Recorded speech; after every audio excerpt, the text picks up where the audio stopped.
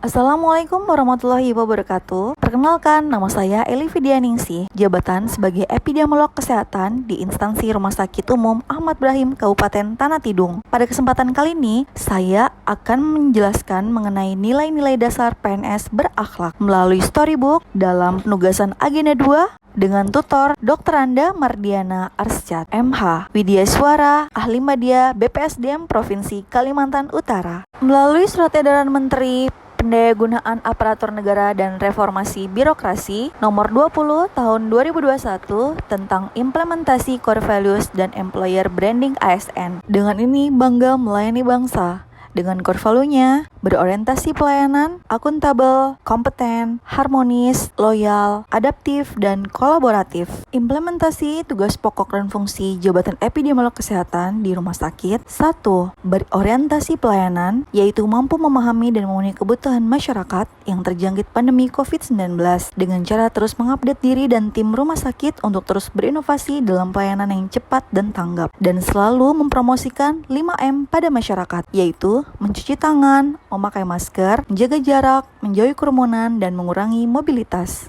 2. Akuntabel. Seorang epidemiolog kesehatan bertanggung jawab terhadap tugasnya sebagai surveillance penyakit dan sistem atau program di rumah sakit agar tetap terlapor secara akurat dan tepat sesuai sasaran di masyarakat. Bertanggung jawab terhadap segala hasil kinerja yang dimulai dari pengambilan data, pengolahan data, hingga analisis data yang bersifat adil dan inovatif. Serta seorang epidemiolog kesehatan akan selalu melaporkan kinerjanya dalam bentuk laporan kasus, kejadian penyakit, atau tindakan lapangan dalam kurun waktu yang dibutuhkan. Bisa dalam jam, harian, maupun bulanan sebagai bentuk laporan kinerjanya. 3. Kompeten. Knowledge atau pengetahuan seorang epidemiolog kesehatan harus mampu meningkatkan kompetensi diri, skill atau keterampilan seorang epidemiolog kesehatan harus mampu menguasai bidangnya dengan baik dan terampil, serta attitude atau sikap seorang epidemiolog kesehatan selalu bersedia membantu orang lain untuk belajar dan bekerja sama dalam tim. 4. Harmonis. Seorang epidemiolog kesehatan juga sebagai makhluk insani yang suka menolong orang lain guna mewujudkan keharmonisan dalam mengimplementasikan tugas, pokok, dan fungsinya di rumah sakit. Serta seorang epidemiolog kesehatan dituntut harus bersikap asertif, yaitu salah satu keterampilan dalam berkomunikasi yang ditandai dengan kemampuan diri dalam berkomunikasi secara jujur, tegas, dan lugas, tetapi tetap mampu menghargai perasaan orang lain dan tidak bersikap agresif. 5. Loyal. Seorang epidemiolog kesehatan harus mampu memegang teguh ideologi Pancasila, Undang-Undang Dasar NKRI tahun 1945, setia pada NKRI serta pemerintahan yang sah dengan dibuktikannya menjalani kinerja sesuai aturan berdasarkan norma yang berlaku dan peraturan perundang-undangan baik dari pusat maupun daerah. Menjaga rahasia jabatan dan negara berupa segala unsur kerjanya merupakan hal mutlak untuk tetap menjaga kualitas surveillance. 6. Adaptif. Seorang epidemiolog kesehatan dituntut untuk cepat tanggap terhadap perubahan di era globalisasi ini. Sebagai contoh, dapat menggunakan akses internet online dalam pengambilan dan pengolahan data di masyarakat dan menganalisisnya menggunakan perangkat bantu berbasis website agar memudahkan pasien atau masyarakat dalam menerima layanan secara cepat dan tepat.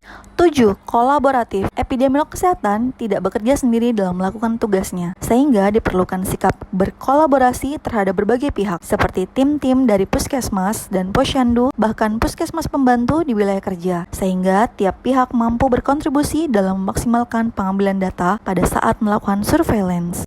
Tokoh bangsa yang menjadi panutan dengan nilai-nilai berakhlaknya. Beliau adalah Profesor Dr.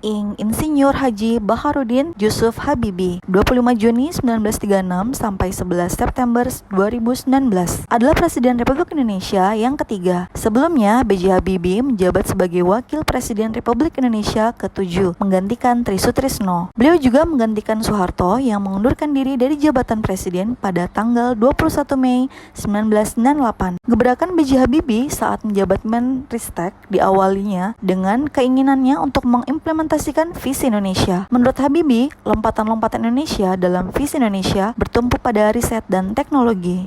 Adapun nilai-nilai berakhlak yang dapat diambil dari sosok beliau antara lain: 1. Berorientasi pelayanan. Memberikan pelayanan yang prima terbukti pada saat beliau menjadi Menristek dan akhirnya dipercaya oleh rakyat Indonesia untuk menjadi presiden menggantikan Soeharto. 2. Akuntabel. Beliau merasa bertanggung jawab terhadap kemajuan negeri sehingga beliau menerima perintah untuk melanjutkan karir di Indonesia sebagai Menristek. 3. Kompeten. Dengan knowledge atau pengetahuan, skill atau kemampuan, dan attitude atau sikap beliau pada saat itu menunjukkan beliau mampu ditunjuk sebagai Menteri Riset dan Teknologi Indonesia. 4. Harmonis. Beliau pula bersifat asertif, yaitu mampu menghargai pendapat orang lain yang berbeda dengan tidak menonjolkan sifat agresif. Sudah beliau tunjukkan dalam memimpin Indonesia dengan mengedepankan demokrasi dan menerima masukan demi kemajuan bangsa dan negara. 5. Loyal. Beliau menunjukkan keahliannya dengan bekerja sesuai tugas pokok dan fungsinya sebagai Menristek dan tetap tunduk patuh pada pemimpin tertinggi pada saat itu.